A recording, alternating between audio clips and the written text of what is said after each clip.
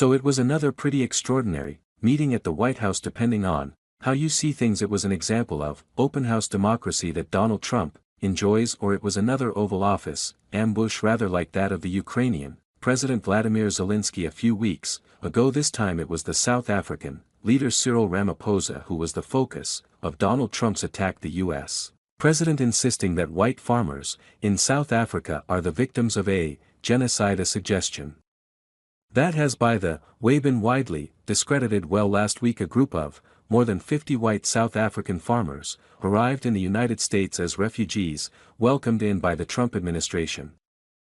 Today's meeting at the White House started off cordially enough, but soon, President Trump told his staff to dim the lights and play a video to the South African leader which he said verified his claims about the killings of white farmers. Here's some of that exchange, starting off with Cyril Ramaphosa talking about how he planned to discuss the matter with the U.S. president.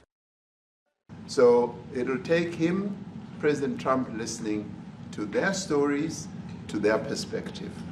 That is the answer to your question. But, Mr. President, I must say that we have, wait.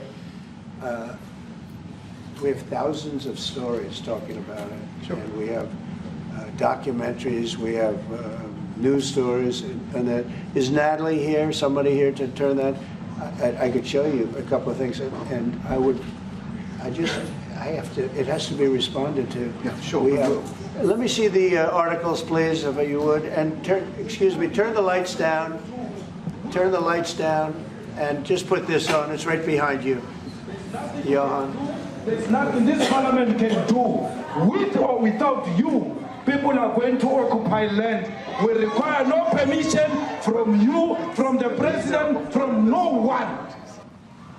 But we are starting with this whiteness. We are cutting the throat of whiteness.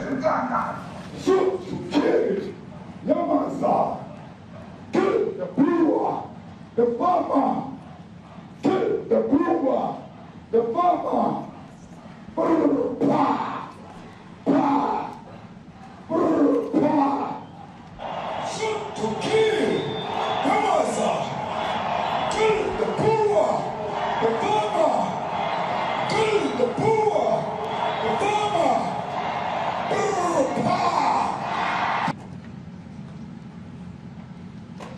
Now this is very bad. These are burial sites right here. Burial sites. Over 1,000 of white farmers, and those cars are lined up to pay love on a Sunday morning. Each one of those white things you see is a cross, and there's approximately 1,000 of them. They're all white farmers, the family of white farmers. And those cars aren't driving, they're stopped there to pay respects to their family member who was killed. And it's a terrible sight. I've never seen anything like it.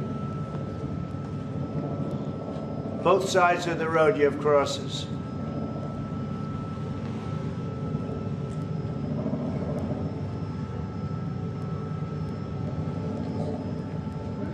Those people were all killed. Have they told you where that is, Mr. President? No, I'd like to know where that is, because this I've never seen. But, okay. I mean, it's in South Africa, that's where. We need to find out. Thank you so much. President Trump, Anna Disaster from ENCA in South Africa. Thank you very much. Thank you very much. What would you like President Ramaphosa to do about the situation that we've just seen on the screen? I don't know. Look, these are articles over the last few days. Death of people. Death. Death. Death. Horrible death. Death. I don't know. But you know that To pick anyone, white South Africans are fleeing because of the violence and racist laws. And this is all, I mean, I'll give these to you. No, so when you say, what would I like to do? I don't know what to do. Look at this. White South African couple say that they were attacked violently. President Trump, when will you go and see for yourself if it is Well, I could do that. Look, here's burial sites all over the place. These are all white farmers that are being buried. Let me clarify that, because what you saw, the speeches that were being made, one, that is not government policy. We have a multi-party democracy in South Africa that allows people to express themselves, political parties to adhere to various policies, and in many cases, or in some cases, those policies do not go along with government policy.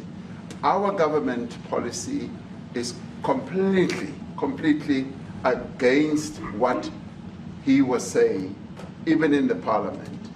And they're a small minority party, which is allowed to exist in terms of our constitution. But you do allow them to take land. No. You do allow them to take land. Nobody can take land. And then when they take the land, they kill the white farmer. And when they kill the white farmer, nothing happens to them. No, there is Nothing happens to them. There is criminality in our country.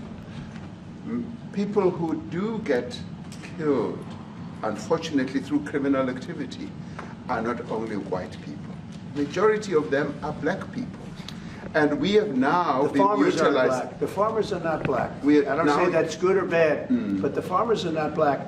And the people that are being killed in large numbers, and you saw all those grave sites, and those are people that loved ones going, I guess on a Sunday morning, they told me, to pay respect to their loved ones that were killed. Their heads chopped off. They died violently. And you know, I mean, we're here to talk about it, and I didn't know we'd get involved here. But I will say this, that if the news wasn't fake, like NBC, which is fake news, totally, one of the worst, ABC, NBC, CBS, horrible. But if they weren't fake news like this jerk that we have here, if we had real reporters, they'd be covering it. But the fake news in this country doesn't talk about that.